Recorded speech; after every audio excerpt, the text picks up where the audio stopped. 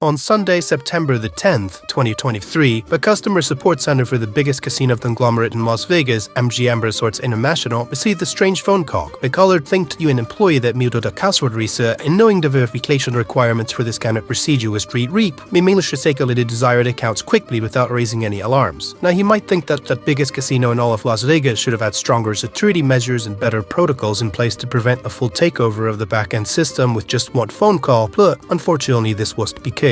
After the operator hung up, the hackers managed to gain full control of MGM's Okta servers, which is the company that runs the casino's back-end network and the employee portal. Of course, the attackers knew this, and although they could have acted immediately, they decided to wait for the right moment, was trying to siphon out as many logins and as much valuable data as possible. This is because it wasn't their first time committing an attack like this. These guys were experienced. The ransomware group went by the alias Scattered Spider, a subgroup of a larger cyber gang known as BlackCat, or ALPHV. They've been responsible for all kinds of attacks lately, such as the recent Great Takeover and attacks on the Japanese watchmaker Psycho. The group specializes in ransomware coded in the programming language Rust, and this is what separates this group from other cyber gangs. Now, for those of you who don't know a lot about the Las Vegas Strip, most of the casinos there are owned by two companies, MGM Resorts International and Caesars Entertainment. These two conglomerates make a combined $24 billion in revenue annually, operating 13 out of the 31 casinos on the Las Vegas Strip. This makes MGM easily one of the biggest names in the gambling business, with a company worth around $33 billion before the attack, and now was all about to go down because of a single phone call.